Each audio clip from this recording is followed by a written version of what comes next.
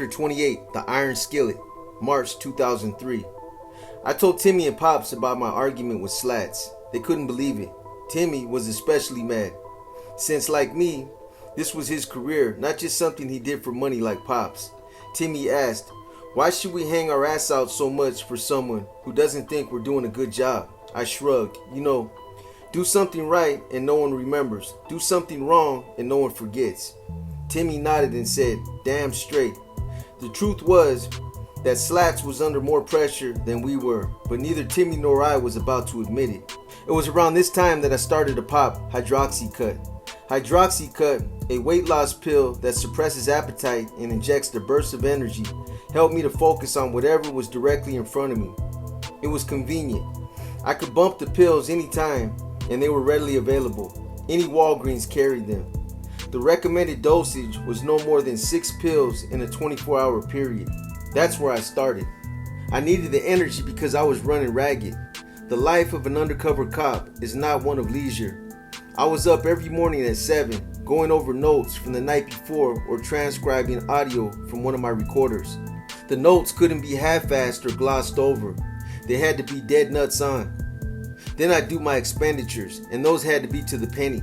I kept track of everything: drinks, gas, cigarettes, coffee, food, drugs, guns, tribute payments, everything.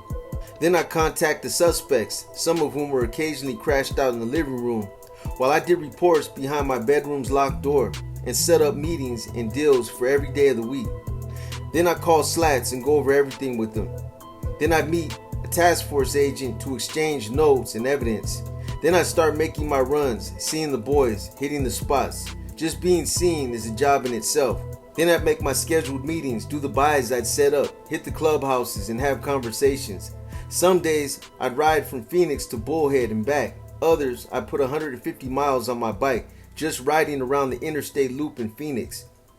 All along I checked in, not only with Slats, but also with Bad Bob, Smitty, Joby, or whoever else was featured at any given time in the case. While bullshitting with the boys, my mind constantly turned, thinking up new schemes, new ways to build credibility. The sun would set, the heat would dissipate, and the nights would begin. I'd go out and, despite drinking, would try to stay lucid enough to be able to defend myself, JJ, Timmy, or Pops, if any of us got made. The stress of being in near constant mortal danger is what we were trained to endure, but undertaking it day after day is enough to fry anyone. I'd get home, cross myself, smoke cigarettes, down coffee, jot down notes and reminders, and then try to get a few hours of sleep before doing it all over again the next day. It was no coincidence that I started with Hydroxycut after my argument with Slats. I was drawn too thin but had to keep going. My commitment, ego, and drive wouldn't allow me to quit. My family was beginning to hate me, if they didn't already. Slats was up my ass. The HA were getting farther up my ass. I was responsible for the safety of my crew. It was like the movie Groundhog Day, where the guy lived the same day over and over, except that if I got found out, I'd get killed. And that would be that. Hydroxycut gave me an energy boost that went beyond the 3 Starbucks venti lattes, 2 packs of Marlboro Lights, and a half dozen Red Bulls I consumed on a daily basis. I knew the pills weren't good for me. Nothing I did was good for me. And I knew that they'd only make me look like a junkie, but I simply didn't care. I also started to take them in March because of our up-in-the-air status. Bad Bob suspending our right to wear our cuts made me uneasy. I needed to do something that would make me feel rooted to who I claimed to be, so I decided to get sleeved with tattoos. It was something I'd wanted to do for a long time, and I knew it would also boost my credibility, since most cops won't submit to getting inked out prison style. I've been checking out Robert Mac McKay's work at his Tucson tattoo parlor, The Black Rose, for a few months. Mac was very talented, and I knew he'd do a great job on my arms. We'd started discussing my getting sleeved when I'd met the Skull Valley guys in Prescott. He said he'd be happy to hook me up and give me a good deal.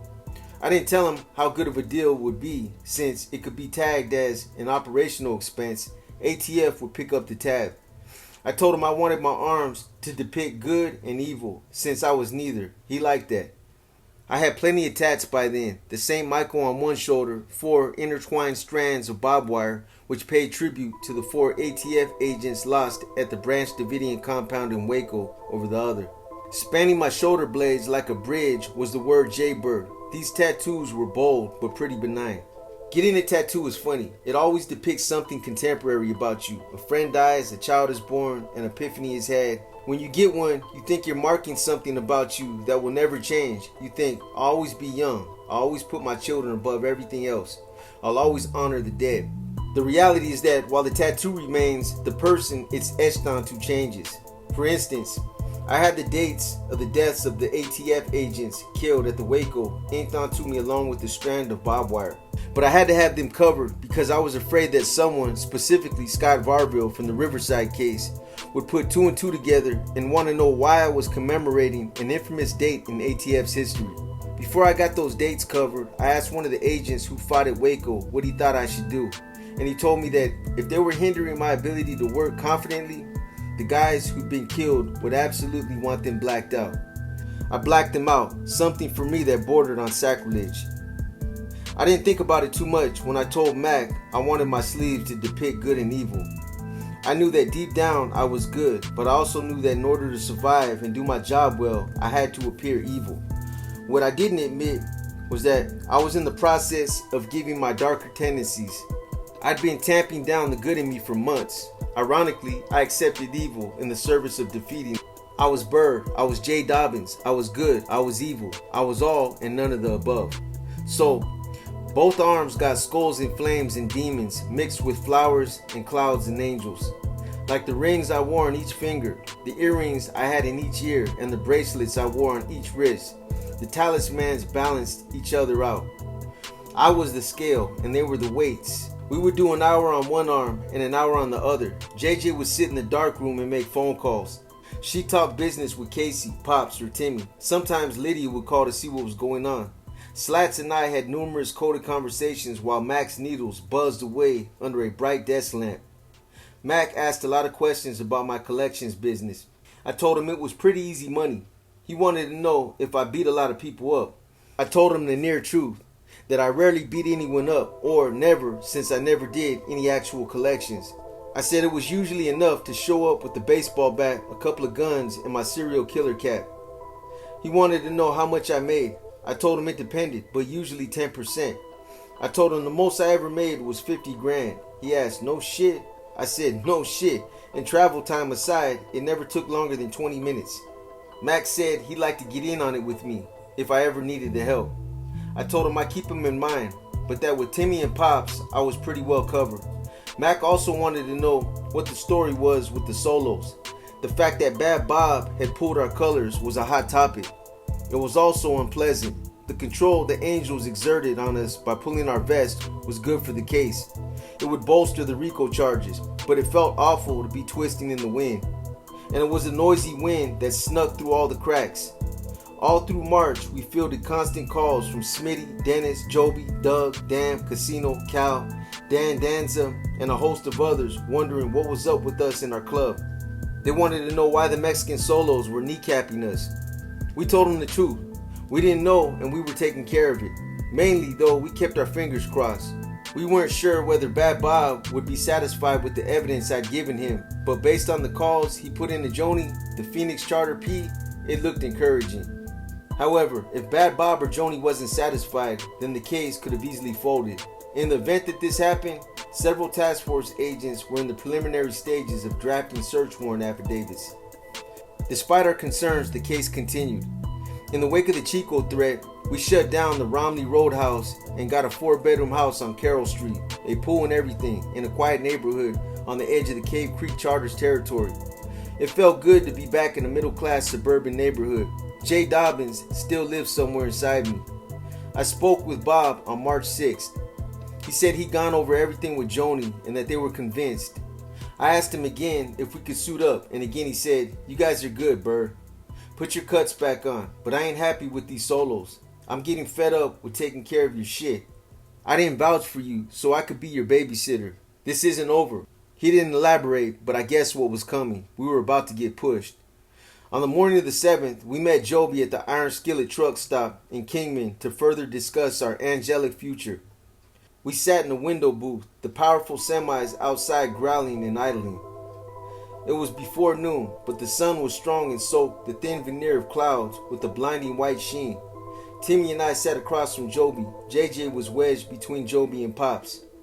Joby ordered eggs, sausage, dry wheat toast, and coffee. The rest of us ordered waffles. Joby wanted to know what was up with us and waffles. JJ asked what was wrong with waffles. We all laughed. Our coffee came. Joby spoke quickly. He ranged over topics like crop duster over pest-stricken fields, Laughlin. He was afraid he'd soon be arrested. He'd stabbed guys there. He'd given CPR to a fallen angel named Fester, who he couldn't revive, and under whose body he'd hidden a firearm. He might go to Mexico if it didn't look good with the law. He'd expected to die the night of the riot. I didn't think we'd make it out the way we did. I think that's why we won. We went in there knowing we were outnumbered 4 or 5 to 1, knowing we were dead. So we weren't afraid, you know. He stopped there. He shook his head. Our food came and we dug in. Joby moved on to the solos. He repeated everything he told me at the Valentine's Day party. How we had to come up to Skull Valley, how we'd be given freedom to conduct business, how we were ready. He said he was planning on giving us a formal recruitment offer when he had got back from the 55-year anniversary party in Purdue the following week. This was nothing new. What was new was that he said our membership was essential to consolidating angel power in the area between Bullhead, Vegas, and San Bernardino, California. Joby let on that we were needed. This sent me flying. I could use it to bargain not only with Joby and the Hells Angels, but with Slats and our superiors. Breakfast was over. I tried to pick up the tab, but Joby insisted. We were on a frigging date. Joby and I walked side by side through the parking lot. He asked me if I had any support stickers. I thought he was asking if I had any red and white stickers. I began to remind him that I didn't want to wear those things when he interrupted me. No, not those. Do you have any for the solos? I said Pops had some. He asked Pops. When we got to our bikes, Pops dug through his saddlebag and came up with 3 or 4 that read, "Support your local solo angels." Joby took one and walked over to his bike, peeling the back off the sticker. He laid his hand over his oil bag and smoothed it into place. He turned and looked at us. JJ leaned on my hip, and I had an arm around her shoulders. Timmy and Pops straddled their bikes. We must have looked like Stallone's gang in the lands of Flatbush. We couldn't believe what we were looking at. It was possible that this was the first time a Hells Angel had placed another club's flash on his bike ever, and that club was ours. Joby knew what he was doing. I don't care, Bird. Timmy, Pops, JJ. He looked at each of us in the eye as he said our names. The semi-trucks rumbled. I don't care. You guys are right by me, and I support you. I walked away from JJ and gave Joby a hearty hug. I said thanks into his ear. He barely shook his head. No need. You guys are my brothers. I'll talk to you when I get back from the 55 party.